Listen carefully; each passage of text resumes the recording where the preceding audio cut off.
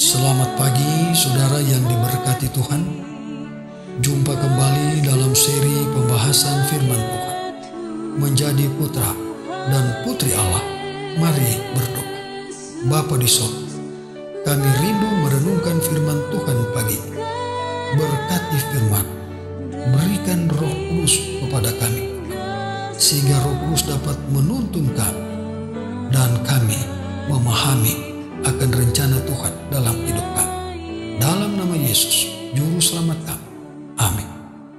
Judul pembahasan firman Tuhan pagi ini adalah cabang yang layu terpisah dari Kristus.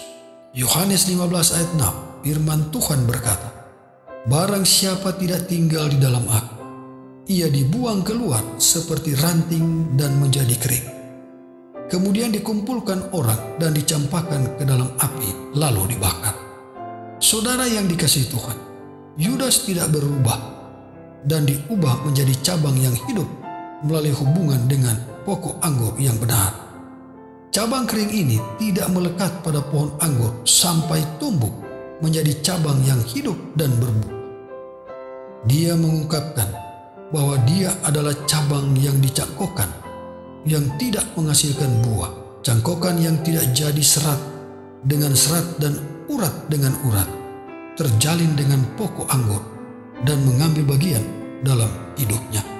Saudara yang dikasihi Tuhan, cabang yang kering dan terputus dapat menjadi satu sumber dengan induk anggur hanya dengan menjadi bagian dari kehidupan dan makanan dari pokok anggur yang hidup. Dengan dicangkokkan ke dalam pokok anggur, dengan dibawa ke dalam hubungan yang terdekat, ranting berpegang teguh pada pokok anggur yang memberi kehidupan, sampai kehidupan pokok anggur menjadi kehidupan cabang dan menghasilkan buah sebagaimana halnya pokok anggur. Saudara yang dikasihi Tuhan, aku adalah pokok anggur, kata Kristus. Kamu adalah ranting-ranting. Hubungan terdekat yang mungkin diwakili di sini. Tempelkan ranting tak berdaun di atas rumpun anggur yang tumbuh subur, dan ranting itu menjadi cabang yang hidup, menarik getah dan makanan dari pohon anggur. Serat demi serat, urat demi urat, tunas baru muncul sampai bertunas dan bunga dan berbuah. Ranting tanpa getah mewakili orang berdosa.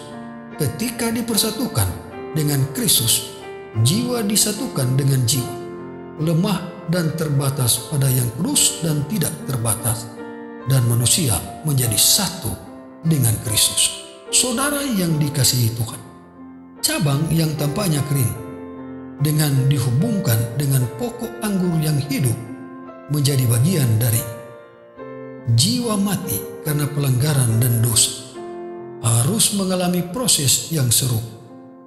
Ketika cangkokan menerima kehidupan, ketika disatukan dengan pokok anggur, sehingga orang berdosa mengambil bagian dari kodrat ilahi ketika terhubung dengan Kristus. Manusia yang terbatas dipersatukan dengan Allah yang tak terbatas. Ketika dipersatukan, firman Kristus tinggal di dalam kita, dan kita tidak digerakkan oleh perasaan yang merasa hebat, tetapi prinsip yang hidup dan taat. Tuhan memberkati kita adalah doa dan harapan saya pagi ini. Amin. Mari berdoa. Bapa di surga, terima kasih dengan firman Tuhan pagi ini, yang dapat memberikan kekuatan iman bagi kami, yang dapat membuat kami kuat, sehingga kami mau bertumbuh di dalam Kristus. Kami mau bertumbuh di dalam iman dan kuat berjalan bersama dengan Tuhan dan berbuah baik. Terpujilah namamu Tuhan.